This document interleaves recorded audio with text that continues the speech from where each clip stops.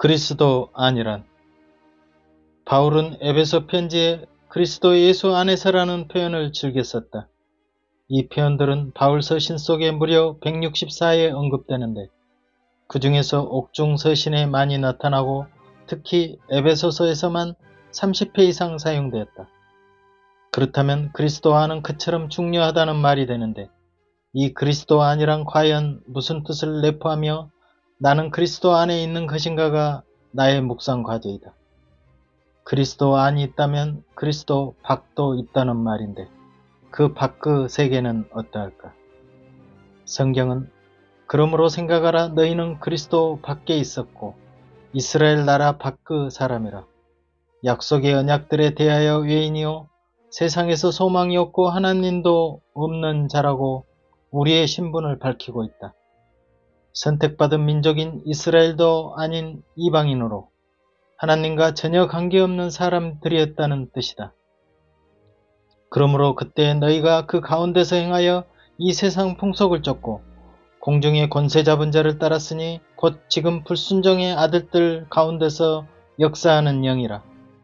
전에는 우리도 다 그 가운데서 육체의 욕심을 따라 지내며 육체와 마음에 원하는 것을 하여 본질상 진노의 자녀였다고 그리스도 밖의 상태를 이야기하고 있다. 성경에는 그렇다면 두 세계가 있다는 말이 된다. 그리스도 안의 세계와 그리스도 밖의 세계.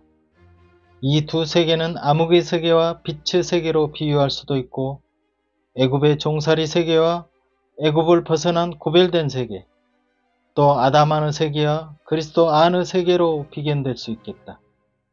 우리는 그동안 어둠의 세계인 그리스도 밖에 살다가 참 빛을 발견하고 그리스도 세계로 오게 되었다. 그렇다면 어떻게 밖에서 안으로 들어오게 되었을까? 물론 추상적인 답변들로는 믿음으로 혹은 제사함으로, 회개함으로, 성령으로, 구원으로 등등 여러 답이 나오겠지만 구체적인 확실한 답을 내 나름대로 찾고 또 찾아본다. 로마서 8장 첫 소대에 그러므로 이제 그리스도 예수 안에 있는 자에게는 결코 정죄함이 없다라는 말씀의 의미를 되새겨본다. 이로보건대 예수 안에 있게 되면 정죄의 화살이 결코 뚫을 수 없다는 말이 된다. 그래서 사도 바울은 온 인류를 그리스도 안에 있는 사람과 아담 안에 있는 사람으로 나눈다. 이는 유대인이 자기네 백성인 유태인과 나머지는 모두 이방인으로 나누는 그 차이점을 드러낸다. 이는 예수 그리스도가 오신 것은 유태인 차원을 넘어 온 세상 사람을 구원하시겠다는 아담 때부터 있었던 하나님의 시각 관점이다. 우리 온 인류는 아담 한 사람의 대표로부터 흘러들어왔다. 그 아담 한 사람의 죄가 왕노릇하였다면 그리스도 한 분으로 생명이 왕노릇하기 위한 계획이셨다. 그러므로 유태인이나 이방인 모두가 그리스도 안에서 풍성한 하나님의 축복을 받기 위해서는 어떤 과정이 필요한 것인가? 아담 안에서 우리 모두는 죄인이 되었다. 유태인들에게는 율법이 있어 더 선명하게 죄를 지적하였으며 이방인들은 양심을 통해 죄의 속성을 알게 하셨다. 죄에 대한 송사는 모든 사람에게 적용되어 여지없이 우리에게 화살을 쏘아댄다. 그 화살은 나를 괴롭히게 하고 상처를 주며 고통스럽게 한다. 그렇다면 그 방패막이가 필요한데 그리스도 안으로 옮겨져야 하면 그 화살이 결코 그 안을 뚫을 수 없다.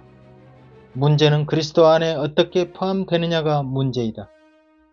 우선 구약의 그림자로 보면 우리가 애굽 땅에 있을 때는 애굽의 바로 왕과 그 법의 통치를 받으며 종살이를 하였다. 물고기가 땅에서는 도저히 살지 못하듯 애굽은 영적으로 암흑 권세에 사로잡혀 죽음에 갇힌 세계다.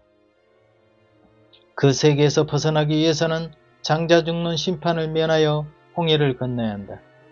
실제 신약에 사는 우리는 그리스도 보혈 공로와 함께 죽고 함께 사는 십자가를 통한 은혜에 동참하여 죄악 권세인 세상에서 탈출하게 된다.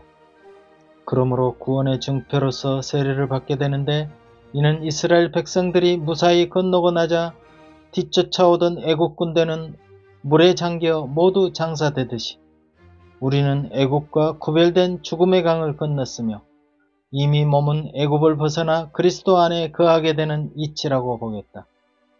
이는 마치 아담 안에 있던 우리가 하나님의 나라로 옮겨진 것과 같다. 종살이에서 벗어나 나는 이미 하나님의 백성이 된 것이다. 그것을 통과했던 죽음의 바다는 그리스도 기적을 통해서만 이룩될 수 있었다.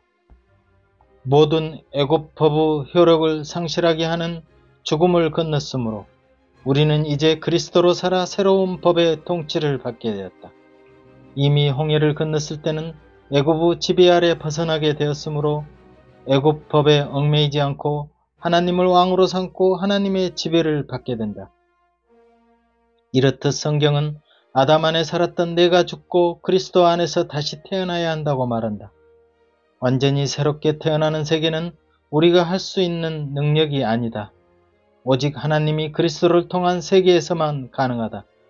내가 한국인이지만 미국인이 되기 위해서는 다시 미국에 태어나면 된다. 내가 아프리카 사람이지만 다시 영국인으로 태어나면 영국인이 된다. 이게 인간으로 가능한 것일까? 절대 아니다. 성경에서는 그 방법의 하나가 그리스도와 연합하여 한 몸이 되었을 때만 가능하다고 말한다. 그게 믿어지는가? 2000년 전에 예수와 내가 한 몸이 되어 함께 죽고 함께 살았다는 말씀이 하나님의 능력임을 믿는다면 이는 내 안에 실제가 된다. 그러므로 우리는 아담 안에서 그리스도와 함께 죽고 그리스도와 함께 살아나 그리스도 안으로 옮겨지게 되었다. 우리는 어둠의 세계에서 나와 빛의 세계로 들어간 것이다. 이렇게 옛사람은 죽고 새롭게 태어났을 때 나는 그리스도 안에서 역사하신 은혜를 깊이 알게 된다. 그러므로 다시 태어난 사람은 그곳의 법과 지배를 받게 된다. 그 그리스도 안에서는 결코 정죄함이 없다는 것은 하나님의 말씀이다. 로마서 7장의 사파처럼 율법 남편은 정죄의 화살을 날마다 쏘아대므로 그 여인은 불안과 공포로 삶이 힘들다. 그 여인은 죽기로 결심할 정도로 괴로웠다. 율법 남편 대신 여인은 자신이 죽기로 결심한다. 왜냐하면 죽기 전까지는 남편의 법에서 벗어날 수 없기 때문이다. 그런 고통스러움을 잘 알고 계신 주님은 그 여인을 죽음에 넘기우고 그 율법 세계에서 벗어나게 해주시었다. 그 여인은 바로 나 자신이다.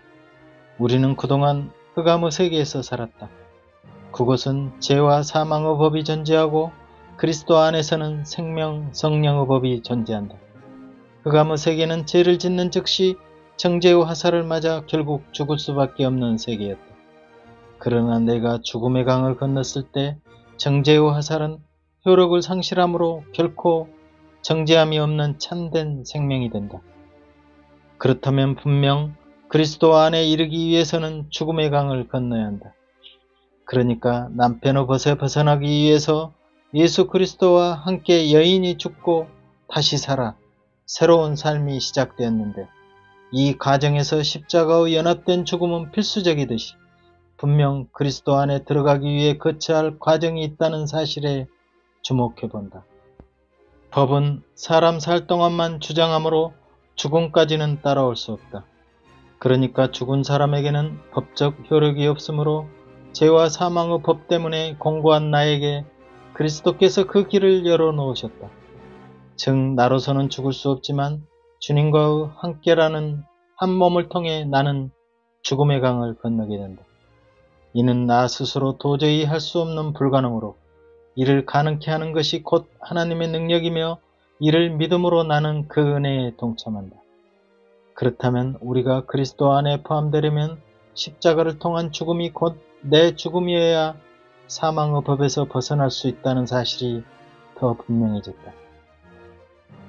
죄는 그리스도 보혈로 씻어내고 법에 얽힌 문제는 십자가의 죽음으로 끝장을 낸다. 그렇게 나는 이제 그리스도와 연합된 한 몸으로 죽음을 거쳐 생명에 이른다. 그곳에는 많은 동료들도 똑같은 경험하에 만나게 되는데 그것이 바로 그리스도를 머리로 몸을 형성하는 교회다.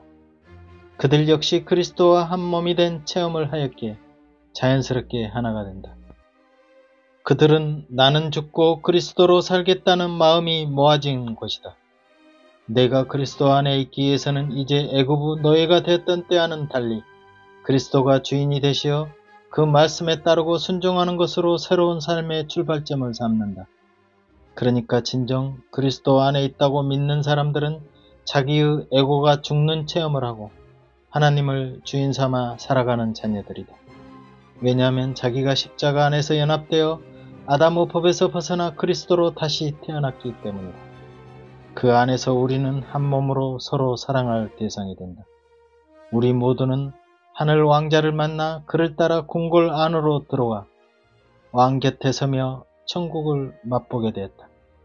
우리는 그리스도로 인해 죽음에서 부활을 거쳐 하나님 나라를 보았으며 내가 다시 내 삶의 터전으로 돌아오려고 할 때 성령님을 동행토록 내게 보내주셨다. 그러므로 예수 그리스도 안에 내가 있는 동시에 내 안에 그리스도가 함께 계신다. 그러므로 내가 그리스도 안에 그리스도가 내 안에 함께하는 삶이 된다.